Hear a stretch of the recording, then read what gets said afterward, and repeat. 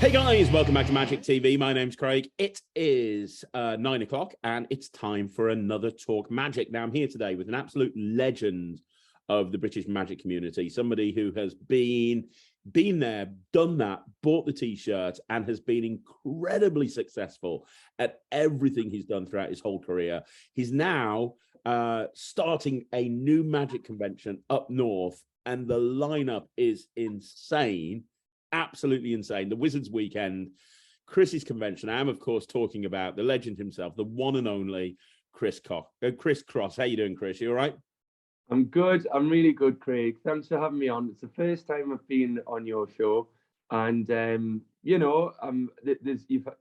had everybody on here, so it's great. It's great to be on. Well, I can shut it down now. I've had you on, mate. That's it. I was all just building up to this moment. So I've watched all your programs, and you call everybody a legend. You can't fool me. Yeah, that's because everyone I get on is a legend. The amount of people I turn back, there's a lot actually. But oh, well, in all seriousness, genuinely, before we start talking about the convention, of course, I'm very excited about it and I want to talk about it. But before we do that, you've had an amazing career. Like, you've done so much and you've had such a high profile presence as a magician, as a performer. For as long back as I can remember, you've always been right at the very top, and it's incredible to see how much you've achieved at such a young age. I mean, it's just amazing. It really is. For people that don't know who you are, is it okay if we talk a little bit about you and your origin story first of all? Would that be okay, Chris? Of course. Brilliant. So let's start at the very beginning and let's start the origin story. So tell me, Chris, how did you get into magic? Well, it's the usual scenario. I was the fat bully kid at school. My friend learned a magic trick, brought it into school, the coin vanisher from Magic Box, which is a crocodile clip, bit of elastic and a safety pin. Sorry for revealing that big method, Graham, but that's the trick that I learned. It was £2.49, and I went into school and started performing magic with my friend that showed me the coin vanisher, and we upgraded it and bought the Raven because we saw David Blaine doing it on the telly. Not that that's the method that David. You know what? I'm not a member of any magic club, so I don't mind saying this. I'm not getting booted out from anybody. So yes, we carried on learning more and more magic tricks, and then as I went on and learned more, I started being known as the Magic Man, the Magic Kid, the cool Magic Kid. So I liked this, and I liked the reactions that I got in the schoolyard and things. Then when I was 13, Cynthia Neptune from the Northern Magic Circle junior section, of which I was a member, and she was very good, and it was a good thing to be part of. And it's not on anymore. They abolished the junior section of the Northern Magic Circle, which is stupid. And they wonder why memberships are dwindling. It's because the old guys die and the new ones aren't there anymore. So anyway, the junior section was really good. Cynthia Neptune took us on a little field trip to the Whitley Bay Playhouse to watch Paul Daniels, and we were on the front row, and I was 13, so I'd been doing magic for 3 years. And when I was watching the master at work, that's when I knew I wanted to be that guy on the stage, and I wanted to do my own touring one-man theatrical magic show around the theatres. So when I was 13, that's when I realized I wanted to do it for a living, at which point I started going around all the bars, the nightclubs, the strip clubs, the casinos around Newcastle, working for tips. So I would rock up to a venue on like a Tuesday when it was really quiet. I'd just bump off school and then turn up and ask to speak to the manager when they weren't busy, and they would come down. I'd say, hey, I'm a magician. I'd be wearing a suit. I was always tall for my age, and I would just walk the walk and talk the talk and say, I'll come to your establishment on Friday, Saturday nights, Monday, Wednesday student nights, and I'll do magic for tips. And they were like, does it cost us anything? I said, no. Can we promote that you're going to be there? Yes. All right, it's a deal. There was no can I see your ID? I mean, you wouldn't get a 13-year-old kid on a Tuesday rocking up to a nightclub in a suit saying, I'm a magician, can I do tricks for tips? So they just assumed, which worked for me. And I started working the bars when I was 13 for tips. And then when I was 16, I left school to become a full-time professional magician. And when I did that, and to turn full-time pro at 16, I started calling the venues and saying, hey, do you want me coming in during the Sunday dinners to do some close-up magic when people are eating? Local Italian restaurant, I'll come in and perform on Friday, Saturday nights when it's busy, takes the heat off your staff. I'll work the tables. I'll not take tips, I'll just take a set fee and that won't affect your staff, all the rest of it. And they all said no, because we already use such and such or such and such and such, and the same 2 or 3 local names are coming up, which is fine. But I realized that it was going to be a little bit harder to cut it as a full-time pro than I originally thought. So I'm a big fan of inventing my own work if I don't get it. So, for example, I've been asking Blackpool for that. I know you're very closely affiliated with them, but I've been asking Blackpool for about 5 years if they want to book me. And they always say, oh, next year, great idea, next year. So I'm putting my own on. That's what I do, Craig, that's what I do. I don't have time to mess about. And if I wasn't getting the gigs when I was 16, so I became a street performer. And by doing that, I'm working every day. So I invent my own gigs. If people don't help, I do it myself. It's fine. But that's such an amazing attitude to have in business, you know, in any business, but especially as a magician. You know, there's so many people out there that sit there and wait for the phone to ring and then worry why the next gig's coming from because the phone's not ringing. Well, that attitude is, well, you know, I'm going to go out and I'm going to make it happen. You know, I'm not going to sit there and watch things happen. I'm going to go out and make it happen. That's such a great attitude. You've got to. No disrespect to anyone that I'm saying here. I do have views, and if I'm doing an interview, I don't like to piss about. I want to, you know, speak. You know, I'm not one of these brown-nosing magicians who says this, that, and the other to say the right thing to do. That's not my style. That's not what I do. Otherwise, I probably would be doing all this stuff. But you know, I think being an individual and having principles and having your own style, not just in performance but in life, is good. That's a good thing. Don't conform to the rest. I mean, I've had a lot of lessons to learn, and I've got many more to learn. You know, one of my favorite quotes is, experience is something you get after you need it. That's so true. It's so true. It really is. So going back to the story, when I was sorry, my voice has gone. It's Monday morning now. I don't know when this is going out, but it's Monday morning. It's early, and I've just had the gigs of the weekend, and I'm tired. And it's like, but hey, we're all good. We'll keep going. I don't stop, to be honest. I don't know. I've never had a day off since I was 30. Never. Maybe I'm not gigging on a certain day, but I'm still working. It's hard to switch between your personal life and your business life in this kind of game. I don't think you can. So when I was 16, I started doing all the street shows and did a little summer tour. And I went down to Torquay was one of my stops. I stayed with Zach Stone, who's a good friend and a fantastic magician. And I was doing street shows in Torquay.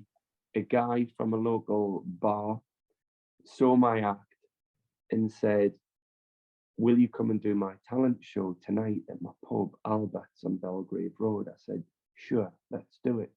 Okay. So I went up and did it. And there was 2 acts out of 6 or something, got through to the grand final, which was the next night. So I turned up to his pub the next night, did the grand final, didn't win, Well, there was a judge from a radio station, a judge from a local recording station, and like recording studio for singers, and the prize was some free studio time because everyone was a singer apart from me, so I couldn't win. And then the third judge was Anne George from Trevor George Entertainments on the South Coast, and I didn't win, but she did give me a full season doing the holiday parks. So I went around all the holiday parks, and looking back, it was ridiculous the miles that I did because I didn't drive then, and I had my box on wheels and my two-wheeler sack cart, and I would have to go from like Torquay to Bournemouth to Newquay to Hayling Island to Bude to Lou to, and it was like I know mental. I did the holiday park circuit for about 3 years, and looking back, it's like I remember one day I did Torquay Sands, and then the next day I had to be at Eyemouth in Scotland. Like it was just insane. Crack as that, like straight. That's basically almost, well, depending on which way you go. If you go via Wales, that's 3 countries in a night. Yeah, right. Driving, which is crack as. Try doing it on trains and buses and taxis and not having a car with all your shit on a trolley. Wasn't ideal, but anyway, it turned me into. It gave me a stage show because up until then I was just street performing and close-up magic. So by the end of that season, I had a stage show, which was the same as the street show, but presented on stages. So by the end of it, I started off, I wasn't very good doing the first holiday book, but by the end of that season, I had a show. So I started selling it and promoting it alongside everything else. And yeah, it grew and got bigger and better. And each year the gigs got bigger and better, the money got bigger and better. And when I got to 2010, that's a great example. Yeah, for whenever people ask me about this, and in January of 2010, I was asked to appear at the World Buskers Festival, which is the most prestigious busking festival in the world, and it's in Christchurch, New Zealand. This was before the quake. This was 2010, and they get the best street performers, the cream of the crop at that time, working in the world, and invite them over. It was like 30 or 40 guys or whatever, go over and girls, and they asked me to perform there in January, which was excellent. And in February, so when the weather's shit, yeah, I'm out in New Zealand making good money at the most prestigious busking festival with a wealth of talent, all these fantastic performers from all over the world, Japan, America, and Australia. So I did that in January. Then in February, I got a gig for a few weeks in Paris in a cabaret and burlesque club during the Valentine's season called the China. So I did the burlesque and cabaret in Paris in February. Then in March, I was booked to go to Bahrain for the International Circuit Formula One, entertaining the Prince of Bahrain and everything in March for a few weeks. Then in April, I was going backwards and forwards on Greece's Got Talent, which is a bit like Britain's Got Talent, but in Greece. And that was an unusual gig. And then, but it was good. I enjoyed it. And then in May, I went to New York and Los Angeles and around America and doing all the cabaret and burlesque bars and things like that, and a few other gigs. Then June, July, back to England for Glastonbury and all the music festivals. August up at the Edinburgh Festival, 25-night run, 25 street shows during the day, 50 shows plus guest spots, 70 gigs in 3 weeks. And then September, October, November, December, you've got your corporates, awards ceremonies, Christmas. So that was 2010, and every year it got bigger and bigger and better and better. Then it hit to 2011, and I checked my diary, nothing. So it had gone, whoa, and then nothing. And I'm like, well, there was some, but in the grand scheme of things, and I thought, oh, why don't I have any gigs? What's going on here? It took me a little while to realize that during 2010, flying all over the world, turning 21, getting my tattoo, buying my first house. I'd forgotten that I was a mere humble variety performer, a jobbing magician, a speciality act. I'd forgotten about that because I was flying all over the world doing all these big shows, and I thought I was Mick Jagger. I thought I was a rock star. I looking back, I'd just been a twat all year, thinking that I was great, getting picked up by people at airports and driven to hotels and all the rest of it.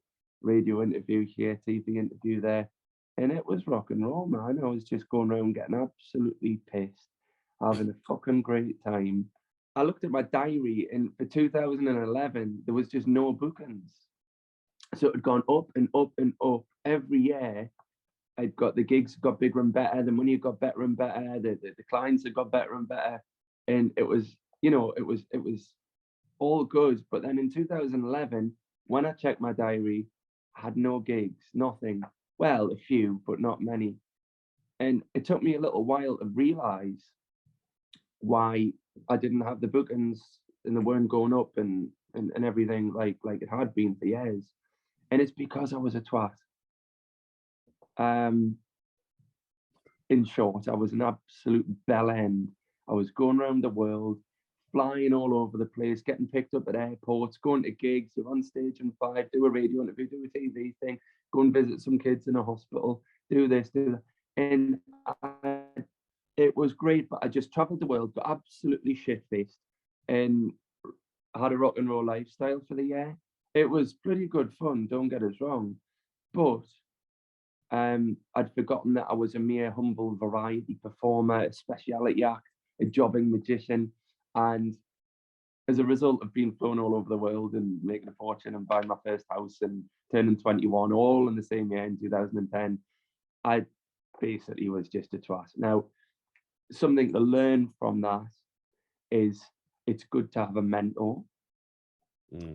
Not an exclusive manager, because that restricts things and contracts and all the rest of it. But if you've got a mentor or some sort of guidance person, or a bit of a manager, but not exclusive management, which works for some people, not me.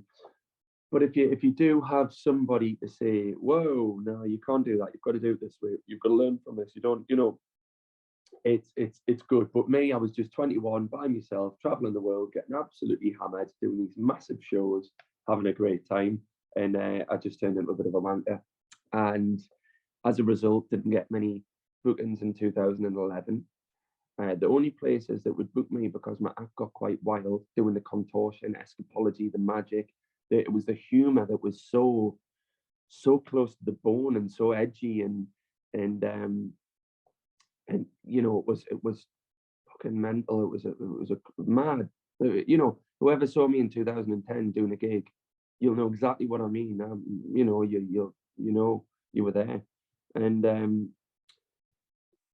yeah, it was just a bit mental. Forgot what I was saying now. Well, I mean, it must be a really stressful situation. So you're riding high. You've had this incredible year. Every year's gone better and better and better, and then you're in a situation where you go into a year with hardly any gigs. You don't get many gigs. I mean, what do you do? I mean, you've got this attitude of, hey, if something doesn't happen, you go and get it. Well, so what I did now, what did you do? So the only people that would book me, I realised at this point, were sex clubs.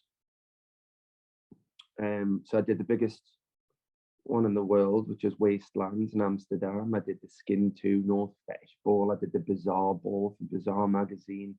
I did a Club Antichrist in London at the Coliseum, and I did all of these sex clubs. And then rock clubs would book me as well. Cabaret tents at festivals would book me. Fringe festivals would take me. So I did the gigs that I could, but then I met my long-term girlfriend in 2010, Claire. 2012, sorry, Claire. So we've been together for just over 10 years now, and she kind of got me out of that rut, and so I saw the light, and then started a whole rebrand, got away from all of these rock clubs and things. I still do some, but just for variety, which is of course the spice of life.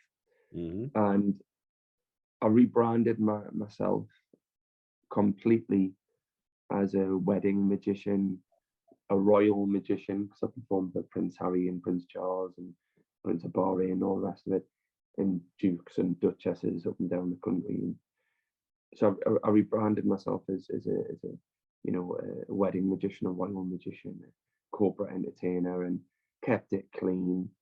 You know, changed my costume a little bit, and started doing wedding fairs and stuff. But it worked, and the gigs got back up.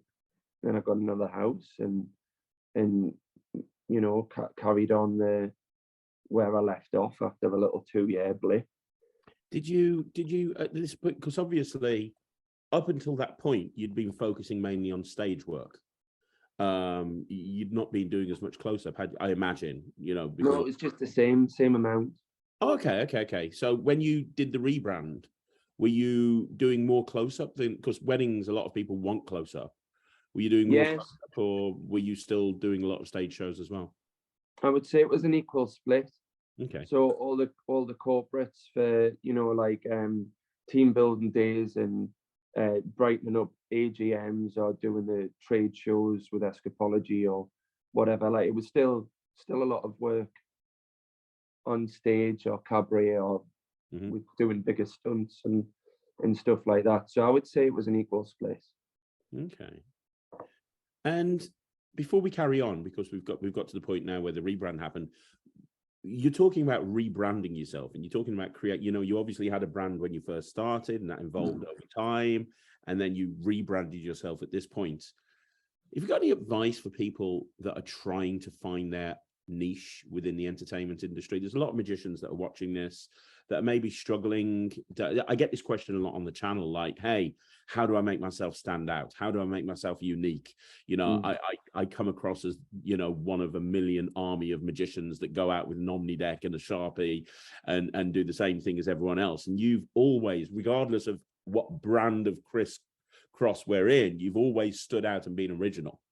So, I mean, is there any advice that you've got on that? Well, you've just described my act as well. But I did something that nobody else does, which was the contortion act. As a dislocation performer, there's something like 10 of us in the world that do this weird body stuff. You know what I mean? I don't do it anymore, but I can easily get my elbows together in the middle. You know, I can skip with my arms, dislocate my shoulders, and do all this bendy stuff. So when I put the bendy stuff with magic and then threw an escape on the end, that was a unique differential that nobody else does. Coupled with my showmanship and presentation and humor, then you've got a show that nobody else is doing. So I think it's important to have a product that isn't being hammered to death by everybody else. But there's 2 words to showmanship, or to show business, I should say.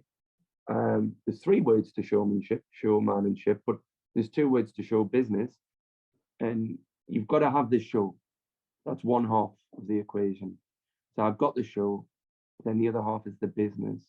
And you've got to concentrate on the business side and the branding side and all the rest of it. So once you've got something you can bring to the market, and that there is a gap in the market for, which I did have, the contortion, escapology, magic comedy show. Once you've got that, the other half to concentrate on is the business and the branding and the selling and all the rest of it. And without giving too much away, because I need to keep ahead of everyone else watching and make sure they don't steal my gigs. I'm not bothered, to be honest. I'm I'll have a day off. But I think certainly having a brand is a good idea. You think about Pete Turner, and you think right, tattoos, mentalism. That's Pete Turner. You think about Daniel Johnson, the Freak, and you think Yes. green beard, green hair, green, and you know, you think about these people that are successful and that do good, and what have they got? You know, what have they got that stands out? That's different, that's distinctive. I used to have my hair like a sideways mohawk. It was like a huge thing. I remember standing in the foyer of the Winter Gardens about to go on the gala show, and a woman came over and said, "I really hope I'm not sitting behind you," which is quite funny. And I used to wear yellow and black, all yellow and black, big hair, stand out. The name Chris Cross. It's all, the whole thing was a character, a persona, you know, wearing sunglasses inside like an absolute knob end.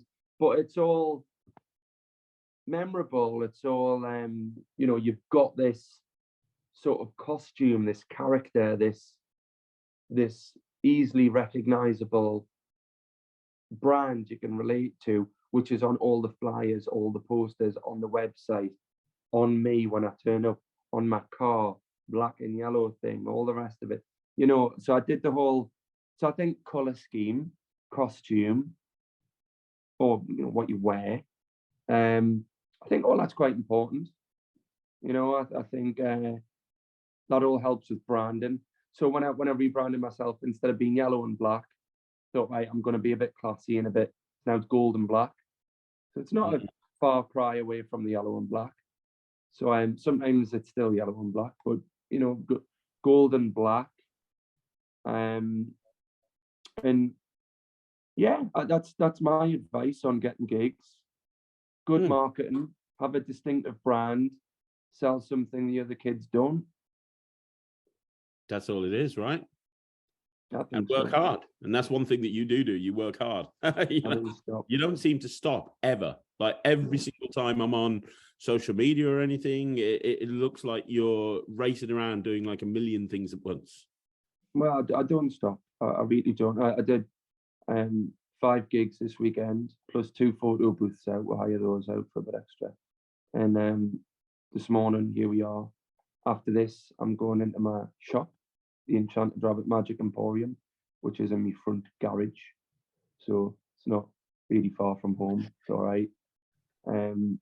Never too far from the oven if I want some dinner. And I'll be in there today, sorting through boxfuls of treasures and organising them all, rebagging them, pricing them up, Googling them to find out what the hell some of them are, finding customers to buy them. So I'll be doing that today in the shop. Then, well, here's my list. That's Monday. There you go. Oh, it's gold. So yeah, I've got to, you know, I mean, you read this list and it's, I've got to pay a London congestion charge fine.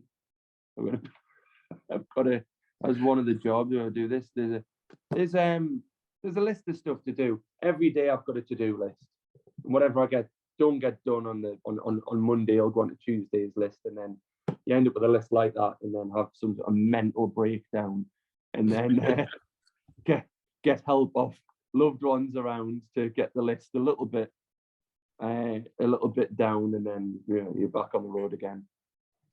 Well, let's go back to, because obviously you talked about you rebranded in 2012 and became a wedding and a corporate magician. Obviously, since then you've continued to be very, very successful, as you've said. But you've obviously branched out into lots of other areas as well. And you just mentioned the shop. Like, what made you decide to have that aspect of your life as well as just performing? Because you seem very business savvy to me. And one of the things that most business mentors will say is, oh, you need multiple income streams. Was it a case of wanting multiple income streams, or was it a case of wanting to diversify away from performing, or what made you kind of move in different directions? It was exactly what I was saying before. If the work's not there, you make it. You know, so all the gigs, good. All these weddings that come in, I do loads of weddings, but it's good money and it's easy and it's all close to home, and I haven't got to travel around the world and think I'm going to lose my suitcase and is it going to come out on the conveyor belt? Is it not? Ooh. It's just a bit less. And I've got a nice gaff. I've worked hard for it, so it's nice to be at home for a bit. Whenever I'm going out and paying for a hotel room, you think, it's only 60 quid. But then when you put the living cost of keeping this place running for the day, it's like the hotel room's a little bit more expensive, so I'd rather just stay at home. What was the question? Just what made you decide to open up a shop and everything else that you do that's not performance related? How come you ended up doing that? So it's when people were asking to book me and I already had a gig, instead of just passing the gig on to another magician and creaming 50 quid or whatever, instead of doing that, I bought a photo booth. So if anybody was getting in touch saying, "Hi, would love to book you for a wedding or for a corporate event or annual awards ceremony or whatever the hell it is," and they were giving me the dates, 18th of November, right? I'll check that for you. And I'm looking at the diary, thinking, "Oh shit, I've got a book in there. Can I make it? No, that's their timings. Can I? No, you won't budge."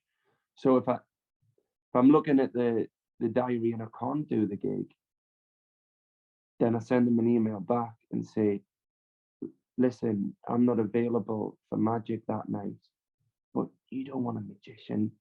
You want a photo booth. It's the in thing. Everyone's got a photo booth. It'll work much better for your event." And then the photo booth goes out with it. I send a few girls out with it. But then if someone gets in touch and they want the photo booth, and I look down the diary, 18th of November, it's booked out, but I am available for magic. Then I'll email them back and say, "The photo booth isn't available, but did you know I'm a multi-award winning magician and everyone uses a photo booth. They've been hammered to death. You don't want a photo booth. They're not very good anyway. But if you hire me, I can do this. So I bought the photo booth to be in two places at once to double my money on Friday and Saturday nights. That's why I bought that. We've got other things that go out. I bought Clara a business. In fact, We Fancy the North. So that's an event decor company. Oh, great. So she does all of the centerpieces and sashes and table runners, fresh floristry, artificial flowers, brides bouquets, all the rest of it. So I bought her that company so she didn't have to work, because the working person's a sucker, as we know. So you've got to be self-employed in this world. So Claire runs that business, Event Decor, which complements what I do, and we recommend one another. So that's why I bought that business for Claire. I bought my first house as an investment, second house as an investment, third house to live in. What else? With the shop. So the Enchanted Rabbit Magic Emporium, going back there, if you don't have any work, you make your own. Well, when COVID hit, we all lost our job. Nobody had any work during the lockdown and all the rest of it, apart from the dodgy parties I was going out doing for all absolute Raj packets, having these COVID parties, which was fine. I went and did them. It was good fun. Money kept us sane. I did a few Zoom shows, which are shit. This is nice, but trying to do a gig and say. So I didn't have any work coming in, any money coming in. This gaff that we're in, I bought in December before the lockdown. The lockdown was in March, wasn't it? Yeah. So bought this in December. I was here in January. February, I was in Dubai doing a gig at the Dubai Mall for the big shopping festival. Yeah. And then I got back home about a week before the lockdown. Oh, man. But all the gigs that I had in my diary and the calculation that I made for paying the bills and all the rest of it, suddenly all that work was gone. just like everybody else watching all the other magicians. I mean, what do you do when you lose all your income? And I bought this place, you know, I mean, the swimming pool, £16 a day to keep 30 degrees. That's a lot of money. That's in 10 days. Pardon me. It's 160 quid just for the pool. And you've got the gardeners and all the rest of it. And it's expensive, you know, and I calculated it all. And then I didn't have any work. So I had to make my own work. Mm-hmm. I put some old tricks on eBay, sold them, did okay on it, paid the bills. I mean, I wasn't using them. They'd sat in the drawer or cupboard for years, like most of everyone's stuff. I bought this thing at Blackpool with a bloody salt shaker, and oh, it's just sat there, you know. I mean, shit, that one's yours. I'm joking. You know, you buy all this stuff, and it just bloody sits there. I just use a pack of cards pretty much when I go out, and then on my deck and a Sharpie. But the whole how do I make money in a pandemic was this. Who's working still? Lawyers, solicitors, doctors, nurses, emergency services people. Now, I know that a lot of collectors aren't professional magicians. Mm-hmm. I know a lot of, you'll know that the amateurs spend more than the pros.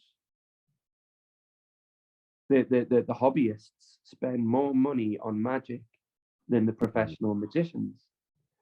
Yeah, that's what I've found anyway. So I started selling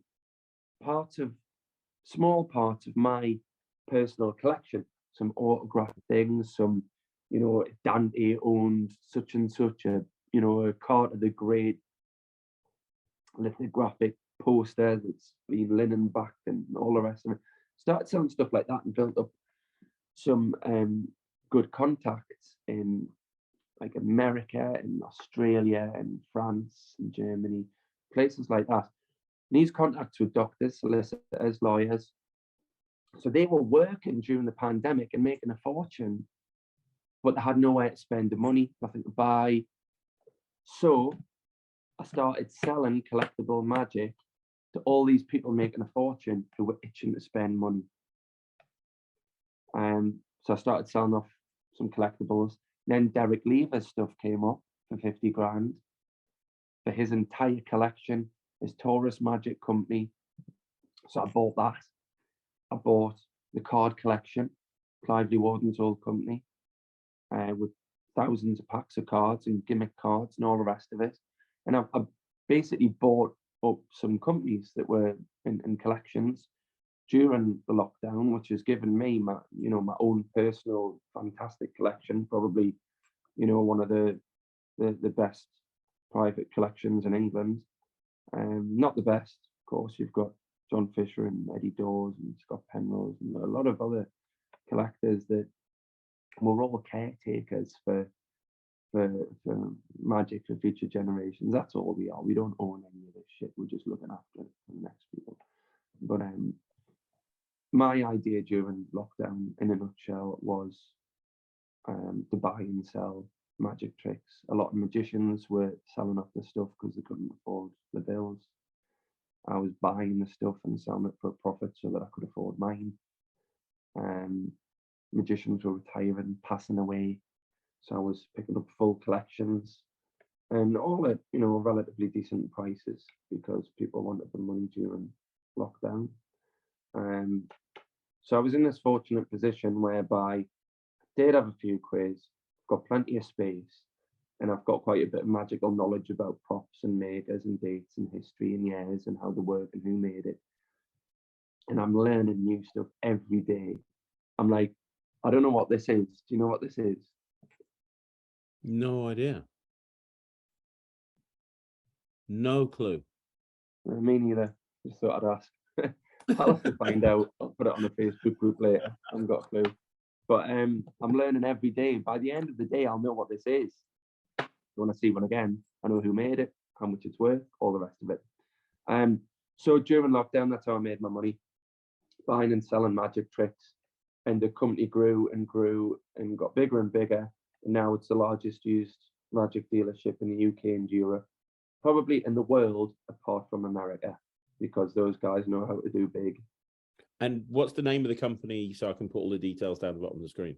It's the Enchanted Rabbit Magic Emporium, and it's incorporating the card collection, Taurus Magic, a bunch of other companies. I've got all of the rights to the Jack Hughes World of Magic, the Kendi Corsi creations, and I've bought up a hell of a lot of stuff. You know, I've spent way over £100,000 in the last year on magic, which is, you know, to sell on. I've got a big warehouse full. Wow, that's great. Is that the reason? Because you've made headlines recently in that you bought Wayne's Ringo Rabbit. Oh, here he is. I don't know. Can I flip this? Yeah, you should be able to, I think. Oh, yeah. There he is. There he is. There, I'll move. I'll try. There's Ringo. And this, Wayne Dobson very kindly gave me this. Do you know what it is? It's a Blue Peter badge, isn't it? Not just any Blue Peter badge. That is Wayne Dobson's Blue Peter badge. Wow.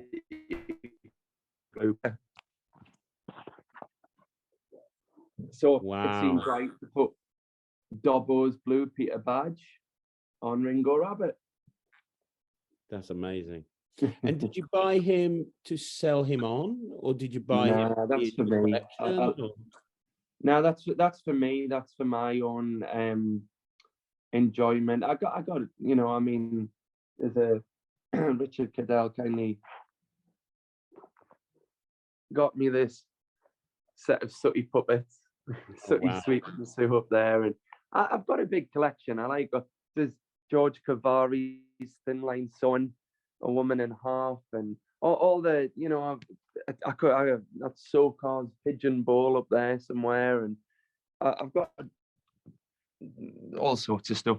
So yes, Ringo is for my personal collection. That's amazing. So where is your focus lying now? Is it on the shop? Is it on performing? I mean, you're a very busy performer still, but do you find yourself thinking, well, this has become such a big success? Do you find yourself kind of thinking, you know, maybe at some point I'm going to have to take a step back from the performing because, you know, the company is doing so well. If I go out and I perform individually, I can only be me, whilst, you know, if I can put my time into that, it could be more profitable, or, you know, where's your thought process moving forward? Well, I'll never stop performing. That's what I enjoy, what I love. It's my passion. It's what I do. I'll never stop performing. I'll never retire. I'll be performing as long as I possibly can. You know, I'm not going to say, all right, when I'm 50, I'm leaving. I could retire now, if I'm honest. I don't. I'm fine. I don't, you know, don't have to worry too much about anything. I've come from a 2-bed flat. Started working when I was 13, then 16. Got my money in the right places, made the right moves, and yeah, I'm okay. But in terms of my future for my career and what I want to do for my own enjoyment and to make money, I'll always perform. My focus will always be on performing because it's the best and easiest way to make money. When you're selling stuff, you've got to have a product which costs you money and you've got to sell it. When you perform, you rock up and you piss about with a pack of cards for 2 hours, 500 quid, off you go to the next one. It's the easiest way to make money, and the expenses are very minimum. You know, there's no overheads apart from fuel, which add on to the price anyway. That's a top tip. If you're going out to do magic, let's say you charge 400 or 500 quid for a couple of hours at a wedding, which is what I charge. But it's good because you can get like 3 on a Saturday. And then the photo booth goes out. So if you've negotiated a fee or stated a fee to the booker, and they give you the thumbs up and say, yes, I'd like to book that, when you send them the invoice or when you send them your payment details with the total or whatever, doesn't matter where the gig is. Like if it's miles away, add on your expenses. But if it's just a local gig, 5 minutes from home at the local hotel, the local restaurant, whatever, always add 20 quid fuel. Because if they're paying you 500 quid to turn up and do 2 hours of magic, and you just cheekily add 20 quid on, it's not going to change their mind. They don't question it. They've already committed, made the decision that they want you. They're happy to pay £500 for you. An extra 20 quid it's almost 20 quid now is almost like Poundland. It's fucking 20 quid. It's 20 quid. So if you add, especially when people are putting weddings on, a big corporate events that have got millions of pounds anyway, always add 20 quid. And then if you get, if you get 100 bookings a year, that's an extra £2,000, right?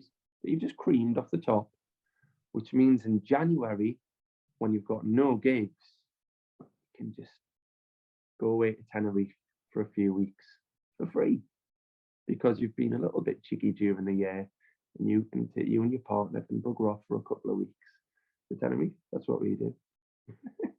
That's great. What was the question? That was really good advice. That was awesome. Is there anything left? You've achieved so much. You've done so well. Any magician watching this? Oh, sorry, Craig. Hang on. The focus is I'll just sort this out. The focus is always performing, always magic. However, the shop is doing so well now, that the dealership's doing so well. So it's difficult because during lockdown and COVID, I had no gigs. So I could just do the shop. I wrote a book during COVID, the Jack Hughes, that's it, the Jack Hughes Ultimate World of Magic.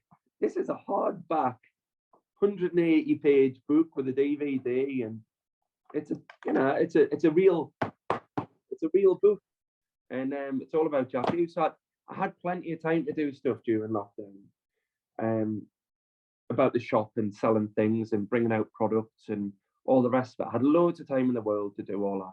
Now that I'm back gigging, people are putting orders in, and I'm like there's some people that have put orders on my website like 10 days ago, and I still haven't packed it and sent it. I haven't found it yet. That's what I'll be doing today, and then send it out probably tomorrow.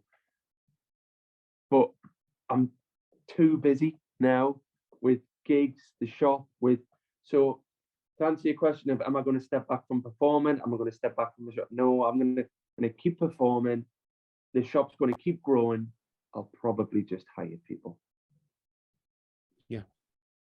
To pack things and post things, and even if it's 2 days a week, to pack stuff and go to the post office, it saves me the time, which is, as Charlie Chaplin says, time is my greatest enemy, and it's true.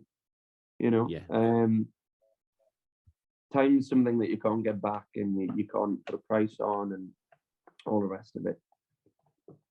So my focus is very much me as a performer, the shop, bringing out exclusive products, doing what every magician and every performer and every show person secretly wants to do, and that's to immortalize themselves, whether it be bringing out a trick with your name to it, whether it be bringing out a series of videos on YouTube, whether it be, producing posters for gigs, which people will collect in 100 years, like what I do, whether it's putting your name on the spine of a book. We all want to be immortal, we want to live forever, and by doing these things, we do. So it's quite nice to focus on immortality. That's so true. But Chris, is there anything left on your magical bucket list that you haven't achieved yet that you want to do? You've traveled the world. You've been very successful. You live in a nice house. You've got multiple businesses. You've got a huge collection of magic. You perform at a very high level. You've done every type of gig you can possibly imagine. Is there anything left that you want to do that you haven't done yet? Yes. So we're going to go to, I think we're going to go to Egypt next week. I've always fancied going to Egypt, and I've got no bookings between this date and this date. I'll not, I cannot remember what days, but next week, the week after next, I cannot remember. Anyway, we want to go to Egypt, I think, for 10 days. So we'll probably book that today. So I've never been there, and I love the cups and balls and the Gali Gali men and all the rest of it. And there's a magician I know out there who's going to take me to the, you know, that when Penn and Teller did the Magical Mystery Tour in Egypt, and I went and visited that Gali Gali descendant. He did the cups and balls, and his mum did the egg bag and all that. This guy I know in Egypt is going to take me to meet the Gali Gali descendant and watch his cups, and I'm going to buy an egg bag off him and all the rest of it. So I want to go to Egypt. There's a few other places in the world that I'd like to visit that I've not been to yet. Not to perform. I mean, if I get a gig, great. But you know, just me and the missus want to go to a few more places. You know, I've been all over the place, but you know, I want to go to safari and do this and do that. I mean, we've been in the middle of the Amazon rainforest and trekked through this place and all over Thailand and everywhere. But a few more places I want to do. A few more places I want to go to with Claire. And then after that, it's kids, isn't it? Hopefully. I don't want to be one of these people that has a kid and then gets all pissed off saying, oh, well, it's because I've had this kid that I didn't get to go to Egypt. I didn't get to go here. I didn't get to do what I wanted to do. Like you say, I've done pretty much everything I want to do. There's just a couple of more things, and then we'll probably do the whole kids thing if possible. If you know, if we're lucky enough, we'll hopefully have a few kids. That's great. And then I'd quite like to grow this magic convention. That was going to be my next thing. My next thing was, let's talk about the magic convention, because, you know, you've already said you're really busy. You're a performer.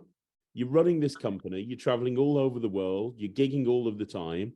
So here's an idea. Let's go and do another thing. Let's go and set up a magic convention. I mean, it's mad. What was the reason? Was, you know, you mentioned earlier, you know, Blackpool, you know, so you made your own convention. Was that the main reason for doing it? Because that's cool. I mean, that's a great reason. I would say that's the main reason for doing it. But you've not done it by half, Chris. I mean, no, you don't do anything in half. The lineup is insane. I mean, can we talk about this convention? So it's taking place on the weekend of the 11th, 12th, and 13th of November, I believe. And the lineup is ridiculous. Like, normally when people start a convention, not the established ones like Blackpool and the IBM and so on and so forth, when most people set up a convention, it's normally a little one-day convention. Blackpool was. Yeah, exactly. Blackpool was. And they get like some local magicians, or maybe they'll splurge and get somebody from, you know, somewhere else in the UK. But it's all names that have done the lecture circuit a million times. There's no big names or anything like that. And then maybe it'll grow over time like Blackpool does, like Blackpool did. But what you have here is you've gone, right, fuck that. I'm going to do a full 3-day convention. I'm going to get some of the biggest names in magic that I can. And you know, it's just, I've never seen anything like this before. I've never seen a convention on its first year have the lineup that you've got. Saves all the pissing about, doesn't it? Yeah. Yeah, I mean, backtracking on the Blackpool thing, and you ask him if I've got anything left on my bucket list. I'm not dissing Blackpool. I love it. I've got my tickets booked already for next year. I've got my big double dealer stand, my full page advert in the program. You know, I thing with me with magicians, right, is I've never really rolled with the whole magician thing. I'll go to Blackpool. I'll not go to all these conventions and meetings. I'm not a member of any magic clubs. I'm not, you know, good friends with many magicians, and all the rest of it. And it's the crack of, hi, how you doing? You keeping busy? How are you? You well? You keeping busy? It's just shit crack. It's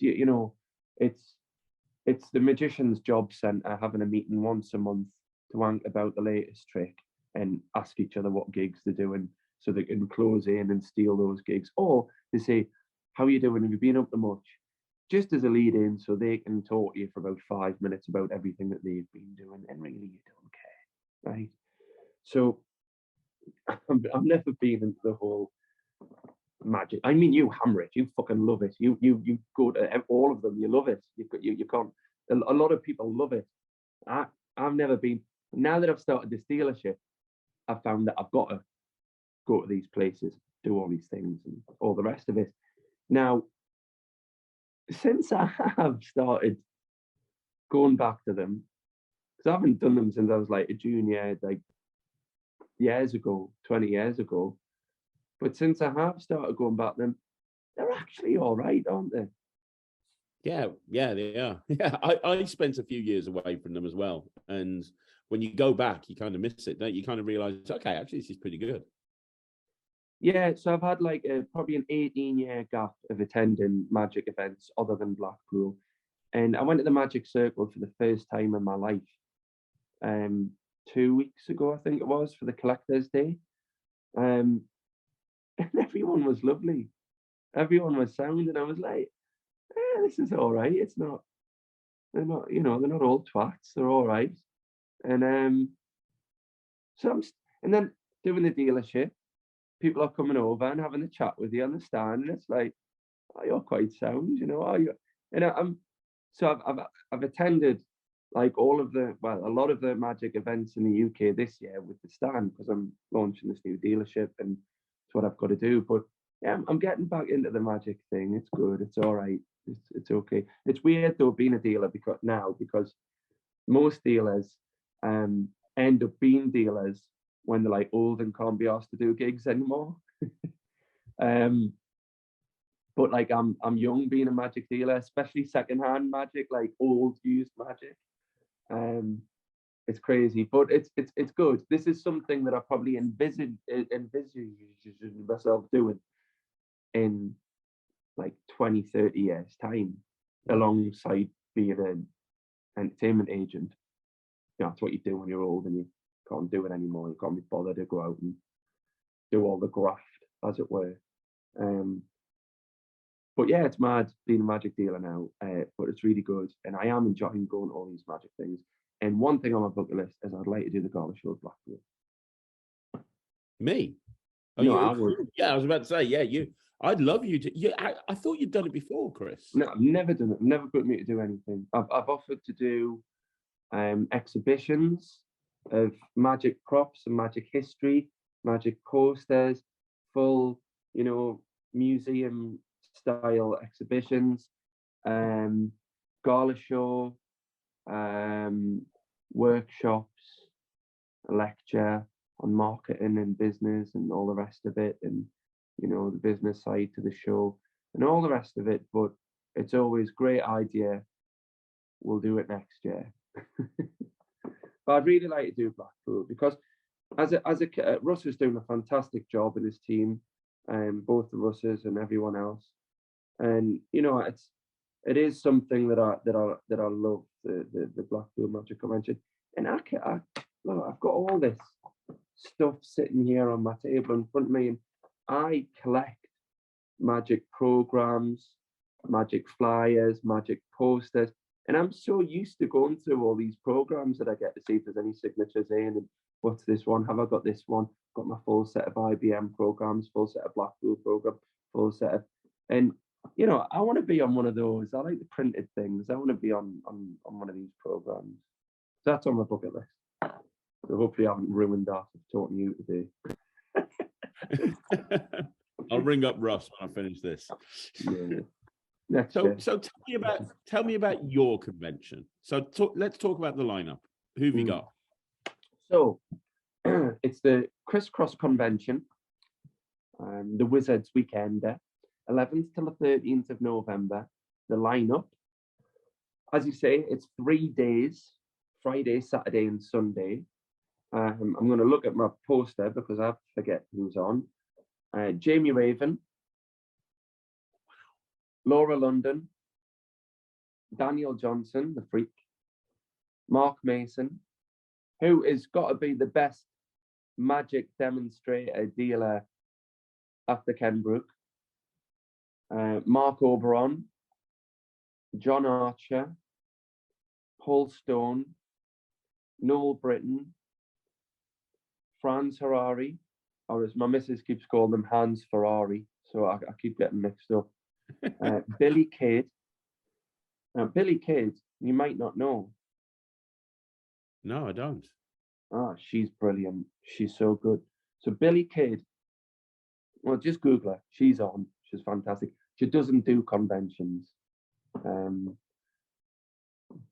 but she's brilliant. So Google her. Okay. James, you might not know. James. No, I do. James. I've interviewed him on this channel. Incredible street performer. Yeah, he's great. You know, he's oh, hang on, 10%.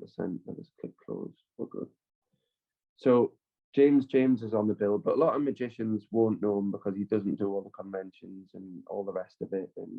And so those are two nice gems, James and Billy Kidd, and then all the other guys I'm sure you've heard of. That's amazing. And you've got so you've got lectures. Have you got like obviously dealers? How's the format of the 3 days looking? It's good. So there's a current lineup on the Enchanted Rabbit website now, which is, you know, you can look up www.thewizardsweekend.com, or look at the Enchanted Rabbit Magic website and just click on the convention tab, where there's a full lineup and times and everything. That's been updated later today because I've just booked George Cavari. Oh, you know, a lot of the young'uns watching this won't know who the great Cavari, pardon me, is, but he was on the Sooty Show, the Freddie Starr Show, and all the rest of it back in the day. And is it, you know, you like, you used to legend a lot, and George Cavari is a bit of a legend. He's been around a long time. He's in his 80s, and he doesn't perform anymore because he had a major stroke, like a huge stroke, you know, 20 years ago or something, and he's never gigged since. He deals in magic and you know, demonstrates the tricks on his stand, but at my show he's going to be actually performing for the first time probably in years, alongside the questions and answers. So we'll be sitting down having a chat, then he'll get up and he will perform codology. and then he'll sit down, chill out, a few questions, get up, perform another trick, like the pom-poms or whatever. Well, I mean, you think about his dealer stand. Obviously, yeah, his pom-pom prayer sticks are just like the best. I mean, there's been so many imitations and copies over the years. Oh, but... yeah, well, they're not. It's not his trick, but he certainly made them for Ali Bongo. He was the maker for Ali Bongo's friend, and Ali Bongo's the guy who made them famous. So the Cavari pom-pom from memory, isn't it Cavari that does the passing water as well? Passing water. Oh, yeah. Such a great trick. I used to do that in my youth. It's a great trick. Now available, the big, large comedy drill and the 2-part passing water. Anyway, so he's great. I speak to him a couple of times a week on FaceTime and check in on him. I go and visit him occasionally and stuff, and he's a right character. So I've got him on the bill now. So that's good. You know, we've got a hell of a lot of people on the bill for this. You know, the great George Cavari, Mark Oberon, Laura London, Jamie Raven, John Archer, Paul Stone, Franz Harari, James, Noel Britton, Billy Kidd, Mark Mason, Daniel Johnson, me. It's ridiculous. It's just a great convention. It really is. And I mean, wow. So there's gala shows and there's lectures. and there's shows. So there's a few lectures on the Friday. Paul Stone's doing a talk on Siegfried and Roy and the magic of Las Vegas. Laura London's presenting her one-woman show on the Friday night, Cheat, which is fantastic. All about card sharpening and things like that. The Saturday night, there's a gala show featuring, Jamie Raven, Mark Oberon, John Archer, Fran Ferrari, James, Freak, and myself. I think that's the lineup for that.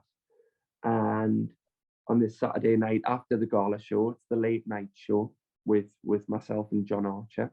So that'll be a good laugh. Then on the Sunday, we've got more lectures and then a Q&A with Fran Ferrari as well. Wow. So it'll be great. It's a fantastic. There's dealers. There's like a Magic Box and Discount Magic. Who else? Card Shark. There's a bunch of dealers. Sorry if I haven't mentioned Obviously, it. You've got Mark Mason there as well, who's one of the Mark best. Mason, JB Magic. I'll be dealing with the Enchanted Rabbit. I think NETRIX coming up, Mike. So there's a lot of there's dealers, there's lectures, there's gala shows. It's all going on, and it's in a nice hotel. It's not in some church hall or something. It's in a lovely hotel. It's 10 minutes from the A1, 10 minutes from the Metro Centre, 15 minutes from Newcastle City Centre. So you've got your train station and all the rest of it. It's in a hotel, so you can stay over for the night, and it'll be good. All the acts are staying in the hotel. The bar's open all night. It's not like 10 o'clock, you've all got to fuck off back to your rooms. It's open as long as we want it to be. I've got a big LED, huge video wall for the back of the stage, to play videos and all that, not a shit projector and things. A proper big LED video wall. It'll be a real high-end thing in a nice hotel, and I've done it properly. I don't piss about. And two things on this. How much are tickets? £125 for 3 days, which includes all your gala shows and your lectures and all the rest of it. There's a couple of additional workshops for smaller groups, so should you wish to take part. But all of the registrants are getting emails soon with the details about these add-on workshops. But they're just little extras that you can pay for if you want to. Almost a one-on-one kind of session. That's fine. And the VIP tickets are £175, and with that you'll get a poster that's been specifically made, not the normal gig poster. I'm getting some lovely posters printed with all of the acts on, so that when you're there you can get it signed by all of the performers, and it'll be a nice frameable collector's piece. So all of the VIP tickets get a nice poster each, and front row seats and all the rest of it. That's great. That's awesome. And without being salesy, because you don't need to be salesy because this is doing really well, availability is limited on this because of the venue you're using. It's not like a Blackpool where you can have thousands of people. It is limited availability on tickets. Is 200. That right? Just 200. So capacity of 200, which means you can talk to all the acts, have a beer with them, ask them questions, go for dinner with them, whatever. And I like that. That's good. I was just talking to Dynamo a couple of weeks ago at the Leeds Magic Jam, and he said he's trying his best to get there. I've spoke to a lot of other notable magicians saying that they're just waiting. Everyone's waiting to see if they're gigging or not. Everyone's got an inquiry, apart from all the people that have booked. But we've got half the tickets left. So the availability is still there, but it has sold. And I'd imagine after next weekend, which is payday, and closer to the date and all the rest of it, that's when they'll all fly out. And during this week, I'm going to be posting more videos from some of the acts and doing a lot more social media stuff. It's just been in the latest edition of Magic Scene. There's a big announcement going out about another special guest on Magic Week next weekend. And this is when it'll get really. This is when it'll sell out. That's awesome. That is fantastic. I mean, you know what? You are right. I love conventions. I love magic conventions. I think it's fantastic, and I think what you've built here is going to be very, very popular. And I'm guessing you're planning on doing this again. Like, is this in your head something that would become an annual? Of course it is. Yeah, I thought so. Of course it is. So it'll be an annual event, and yeah, this is the first one.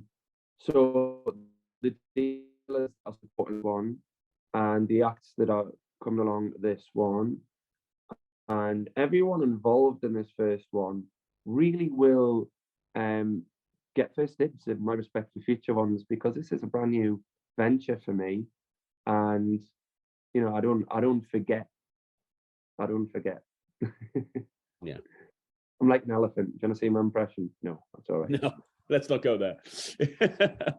Chris, so where can people go to book tickets? They can book online now by going to, there were a couple of websites, weren't there? You can go to you can book now on thewizardsweekend.com or theenchantedrabbit.com. Okay. So you can book online now, standard or VIP ticket. And yeah, they're available. So go book your tickets. The hotel's offering a discounted room of £90 a night. When you work it all out, it ends up being quite expensive. But when you work out all the costs and the acts that are on the bill, and it's a 3-day thing, and you're getting your gala shows and all the rest of it, and it's quite an exclusive little thing. It's nice. Then it's worth doing. It's worthwhile. Parking's £3 in the car park at the back of the hotel for the whole weekend. The rooms are £90, but that's based on a double or a twin room, and that's bed and breakfast. So it's only £45 each if you're, going with somebody else, which works. And it's 5-10 minutes from the A1. And if you don't want to eat at the hotel or drink at the hotel, there's loads of pubs and restaurants and stuff around. It's in a sort of suburb of Newcastle, a small town called Wickham, and it's on Wickham High Street. You've got all these Subways, McDonald's, Greggs, all the rest of it. And so it's well located. It's a nice hotel. The acts are brilliant. The gala shows will be fine, and the lectures will be great. And we're all good, man. Like, come to the first ever Crisscross convention. That's amazing. Roll and the dice. I heard that one of the dealers that you've got there is my friend Steve-O Watson. Yes, Steve-O's going to be there as well. Yeah, Steve-O's amazing. Like, he's absolutely amazing. So that's good. He's a really nice guy as well. He really is. As a people, he's a nice person. Oh, that's awesome, mate. That is so awesome. Congratulations on everything that you've achieved, on all your continued success. And I know that this convention is going to be a huge success as well, because you don't, like I said to you at the beginning, you don't do anything by halves. You I never stop, and if I do something, I do it properly. Yeah, it's either all or nothing, right? Mm-hmm. Yeah, I can tell. I know this is going to be successful. Like I said, me and Ryland are going to be booking to be there. It's Ryland's birthday that weekend, so we're going to be coming up for his birthday treat. So we'll definitely be there. But I'll not rope him in. You can just get drunk. That's fine. Oh, that's cool. Be there, but he doesn't have to be square. Mate, this has been an incredible interview. Thank you so much. It's been a masterclass in how to get gigs and how to be successful. The stuff that you've shared here is just absolutely amazing. And I want people to do a few things. First of all, book onto the convention, because I know it's going to be amazing. Second of all, go check out your website. I mean, Enchanted Rabbit. I've got so many beautiful rare items. And the fact of the matter is, so I've got my shop, my physical bricks and mortar shop is my front garage. And we're open most Tuesdays. So make sure you like the Enchanted Rabbit on Facebook so you can see my open times, if I'm open this week, next week, whatever. It's usually just one day a week when I'm quiet. But you can actually pop in, pick stuff up, have a look at things, examine some real old, nice pieces of kit. And so check that out, the physical shop. And the website only has a very small amount of things on that are for sale. because I haven't found the time to photograph everything, list everything, write the descriptions. There's over 10,000 different items.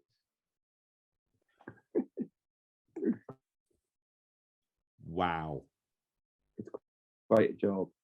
It's quite a task. So you're better off having another person if you can. Plus, if you're there and selling more shit that you don't even want. Yeah, very true.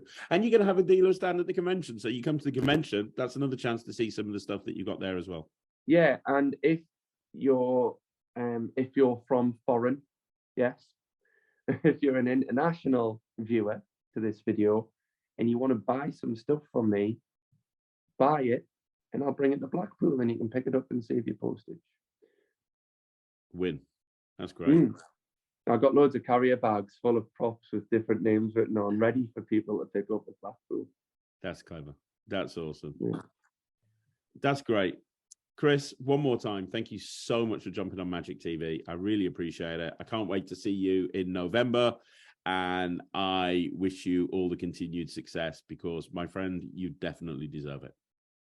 I work hard. I really do. I try not to be a prick about it. I'm pretty honest and straight. So if anyone wants to ask me anything, I'll either tell you the answer or no. That's awesome. I like that. That's the sort of person I like. And I want everyone that's watching this video to go and leave a comment down below so Chris can see it. Go check out the shop. Go jump on the convention. Go and come along if you can and you're free. And yeah, Chris, one more time, thank you so much. Absolute pleasure. Thanks for having me on the show, Craig. You're more than welcome. Guys, I'll see you again.